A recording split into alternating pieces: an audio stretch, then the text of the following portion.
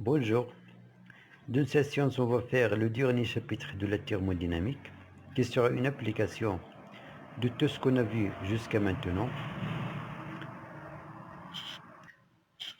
en particulier le premier principe et le deuxième principe de la thermodynamique. Ce chapitre est intitulé Machine thermique.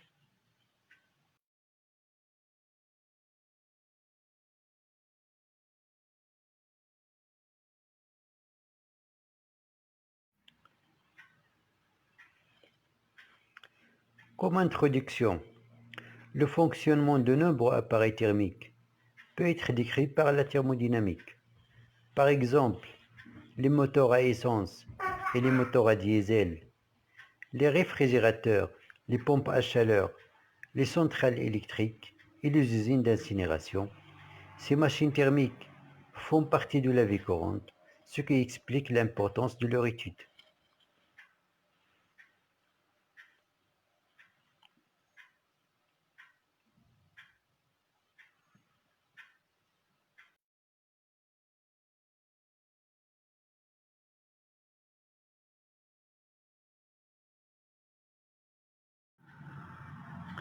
Par définition, une machine thermique, c'est un dispositif qui permet de réaliser une conversion d'énergie.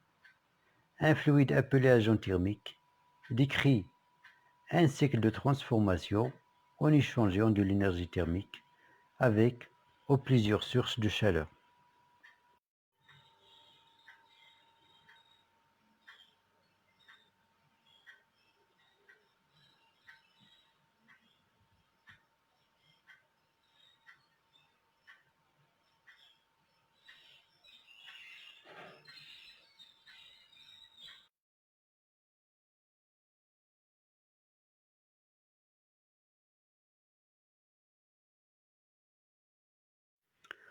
On distingue deux types de machines thermiques. Le premier type, c'est le moteur thermique. C'est une machine thermique qui fournit du travail au milieu extérieur. Donc ce travail est noté négativement et reçoit de transfert thermique, ça veut dire de la chaleur, au cours d'un cycle. Donc cette chaleur est notée positive.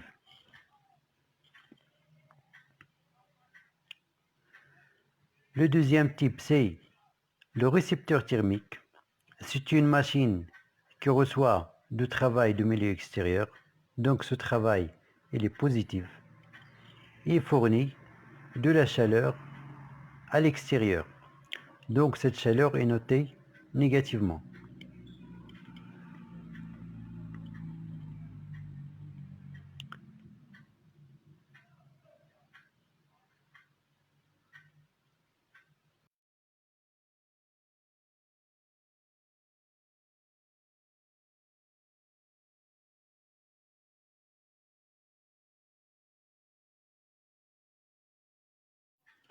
Je passe à la deuxième partie.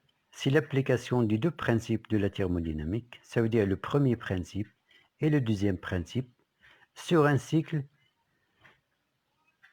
de transformation de la machine thermique. Comme vous voyez dans le schéma, la machine thermique est représentée par le système fermé sigma et le supposé macroscopiquement au repos et ne se met à aucun champ de force extérieur.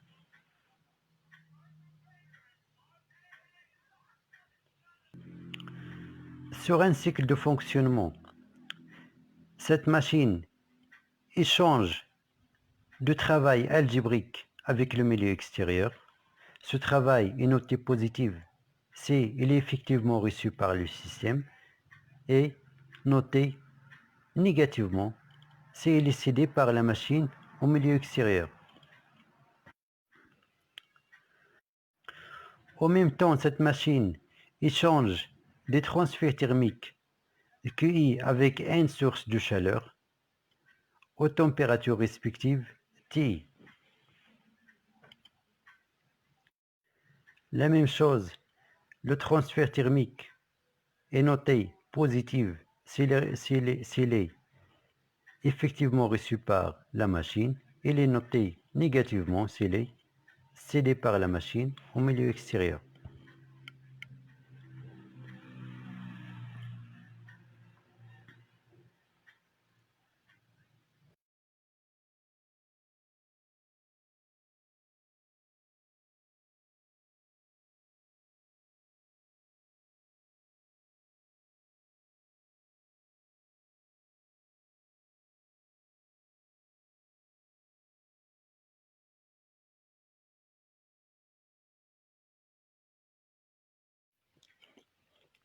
En appliquant le premier principe, on sait que l'énergie interne, c'est une fonction d'état.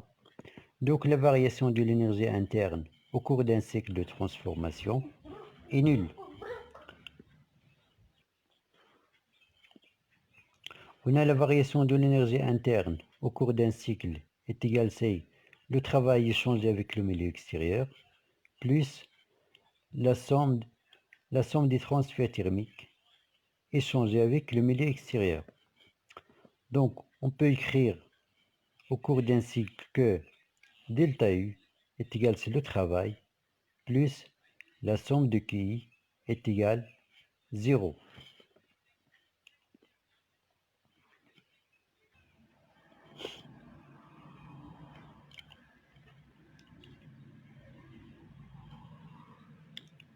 Pour le deuxième principe, c'est la même chose. On a l'entropie, c'est une fonction en fonction d'état. Donc la variation de l'entropie au cours d'un cycle de transformation est nulle. Et on sait que la variation d'entropie est égale à l'entropie échangée avec le milieu extérieur plus l'entropie créée. Avec l'entropie échangée avec le milieu extérieur est égale à la somme des transferts thermiques QI sur TI et l'entropie créée et elle est positive. Positive ou nulle. Elle est positive pour une transformation irréversible. Elle est nulle pour une transformation réversible. Donc on déduit l'inégalité suivante. La somme de I est égale à 1 jusqu'à n de QI sur TI est égale si elle est inférieure ou égale à 0. Ça s'appelle l'inégalité de Clausius.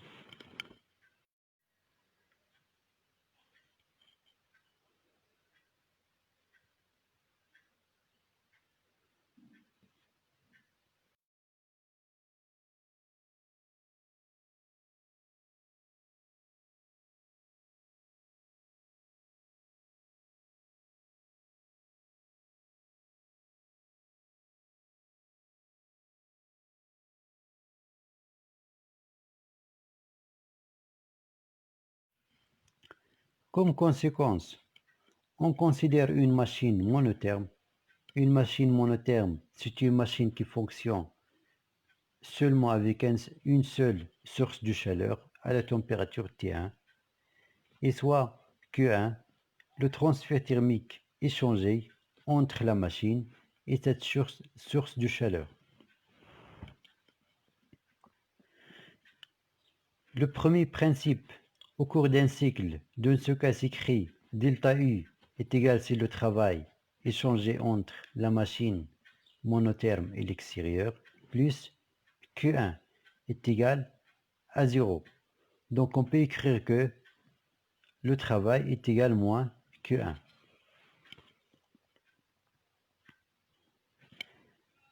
L'inégalité de Clausius dans le cas d'une machine monotherme, puisqu'on a une seule source de chaleur, s'écrit sous la forme Q1 sur T1, elle est inférieure ou égale à 0. On peut remarquer que, d'après le deuxième principe, on a delta S est égal à S créé plus S échangé. Avec S créé est égal à S échangé est égal à Q1 sur T1. Et S créé est supérieur ou égal à 0. Si on a une transformation, si on a une transformation réversible, on a S crié est égal à 0. Donc dans ce cas, Q1 est égal à 0. Dans le cas irréversible, si on a une transformation irréversible, on a S crié est positive et Q1 est négatif. Donc en général, d'après cette inégalité de Clausius, on peut déduire que Q1 est inférieur ou égal à 0. Et le travail est positif, supérieur ou égal à 0. Donc, comme conséquence, pour une machine monotherme, on a forcément le travail, elle est positive. Donc, elle est forcément reçue par la machine. Donc, le système, c'est un récepteur. C'est un récepteur monotherme qui transforme le travail qu'il reçoit en énergie thermique. Donc, puisqu'on ne peut pas avoir un travail négatif, donc on ne peut pas, donc un moteur monotherme n'existe pas.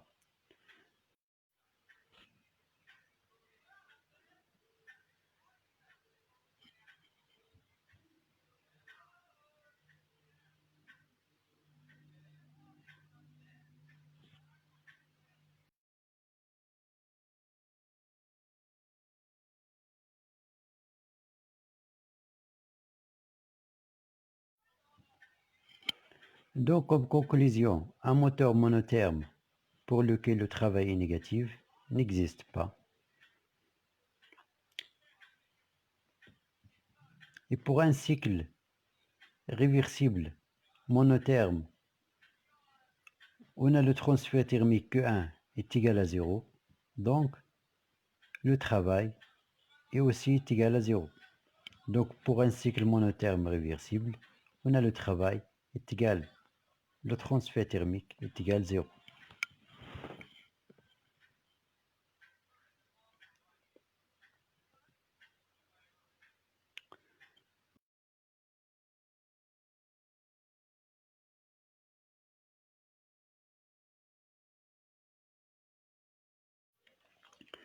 La troisième partie, les machines dithermes. Comme définition, une machine ditherme, c'est une machine qui échange de l'énergie, pas transfert thermique, avec deux sources de chaleur. Donc le système reçoit du travail W du milieu extérieur.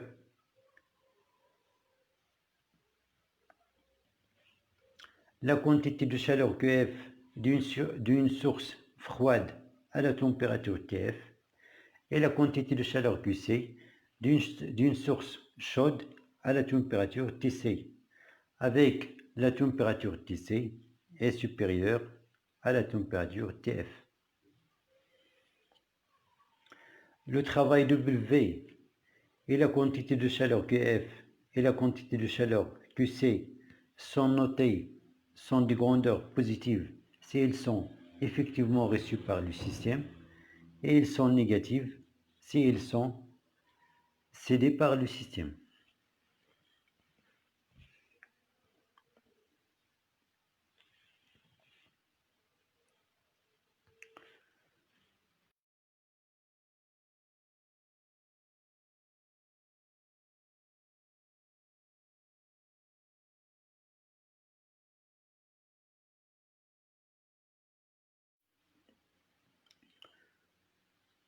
Deux, diagramme de Raveau. Pour une machine ditherme, le premier principe s'écrit sous la forme suivante. Au cours d'un cycle de transformation, on a la variation de l'énergie interne est égale si le travail plus QC plus QF qui est égal à 0 car l'énergie interne c'est une fonction d'état. Pour le deuxième principe, la variation d'entropie au cours d'un cycle s'écrit sous la forme delta S est égal C l'entropie créée plus l'entropie échangée qui est égale à 0, car l'entropie c'est une fonction d'état. L'entropie créée est égale à QC sur TC plus QF sur TF.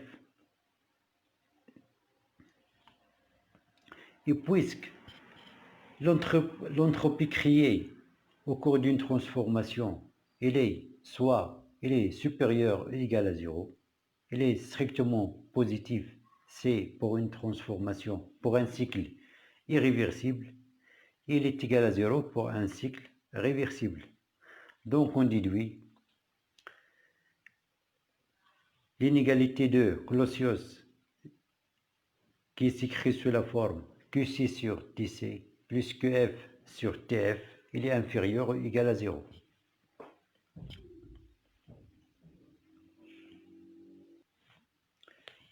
Le diagramme de Ravoux, c'est la représentation de la quantité de chaleur qui provient de la source chaude en fonction de la quantité de chaleur qui provient de la source froide. Ça veut dire QC en fonction de QF. Ce diagramme permet de visualiser les différentes situations compatibles ou non avec le second principe de la thermodynamique.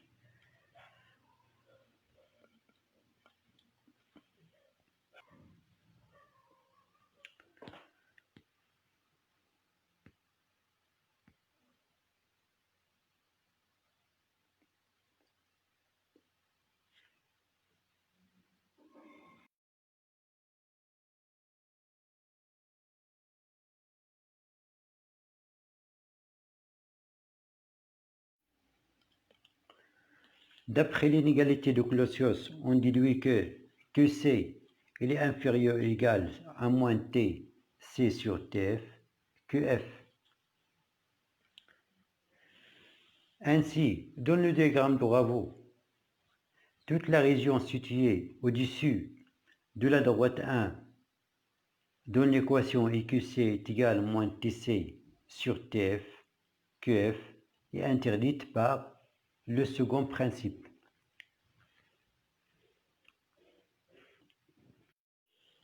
Donc, dans le diagramme, la région grisée est interdite par le deuxième principe.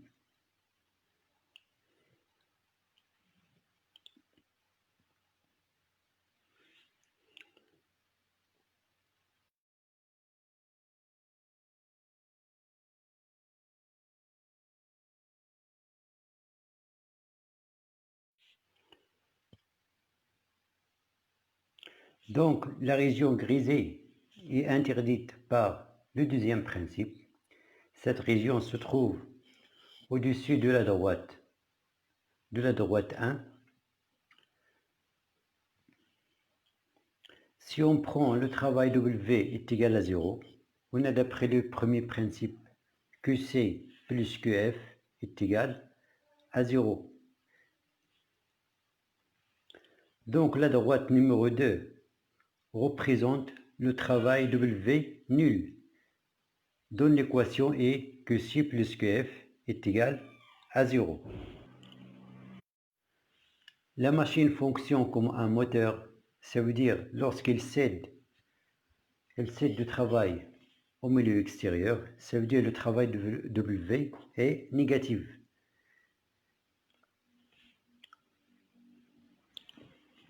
Donc la région qui représente le fonctionnement de la machine comme un moteur, c'est la région entre la droite numéro 2 et la région grisée. Donc c'est la région numéro 1, dans laquelle le travail W est négatif.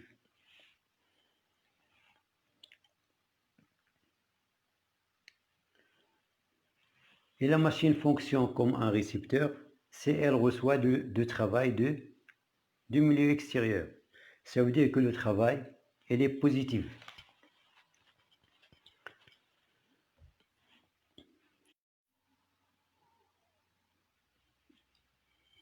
La région qui représente le travail positif, c'est la région qui se trouve en dessous de la droite numéro 2. Ça veut dire que la région numéro 2, et la région numéro 3, et la région numéro 4.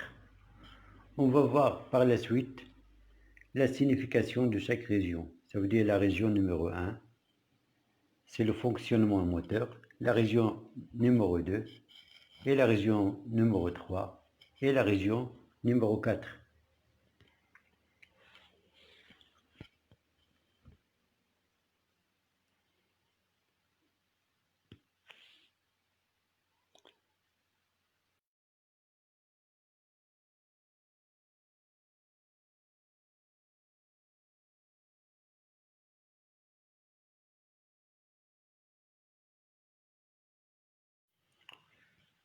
Les 4 zones qui apparaissent sur le diagramme, ça veut dire la zone 1, la zone 2, la zone 3 et la zone 4, correspondent chacune à un type particulier de machine. On va commencer d'abord par la zone numéro 1, pour laquelle on a vu que le travail reçu par la machine est négatif. Ça veut dire que la machine cède du travail au milieu extérieur. Ça veut dire que la machine fonctionne comme un moteur.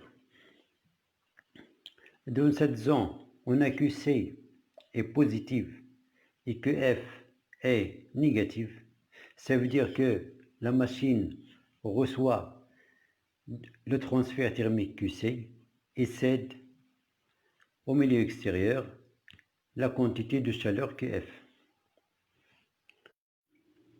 Donc la différence entre la chaleur reçue de la source chaude de température TC et la chaleur fournie à la source froide de température TF est convertie en travail W pour faire tourner le moteur thermique.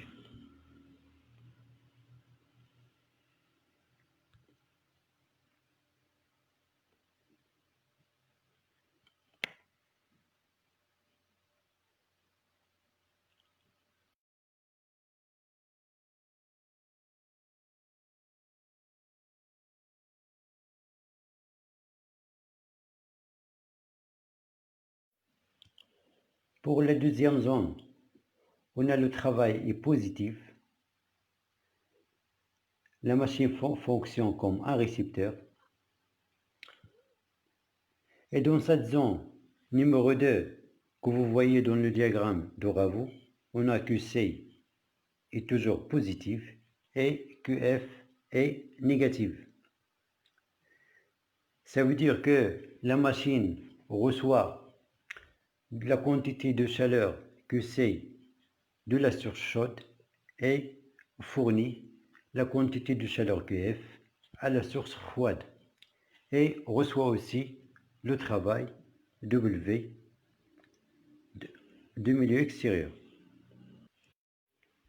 Donc le principe de fonctionnement de cette machine est le suivant. Le travail fourni à la machine sert à accélérer l'échange naturel de la chaleur entre la source chaude et la source froide. Ça veut dire on fournit du travail pour accélérer l'échange thermique entre les deux sources de chaleur. Comme exemple de machine thermique, on peut citer les équilibreurs thermiques, comme les ventilateurs des véhicules automobiles.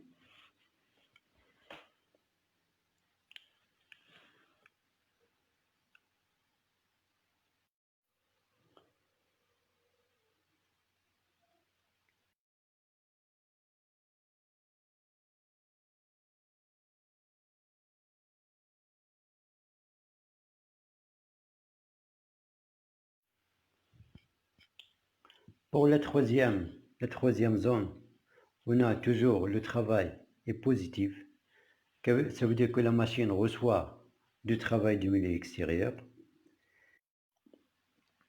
Et d'après le diagramme, on remarque que dans cette zone, on a que C est négative et que F est négative. Ça veut dire que la machine cède la quantité de chaleur que C à la source chaude et c'est aussi la quantité de chaleur QF à la source froide. Ça veut dire qu'on fournit du travail à la machine pour chauffer simultanément les deux sources de chaleur, la source chaude et la source froide, ce qui ne présente pas d'intérêt pratique, car une machine monotherme peut faire ce genre de travail.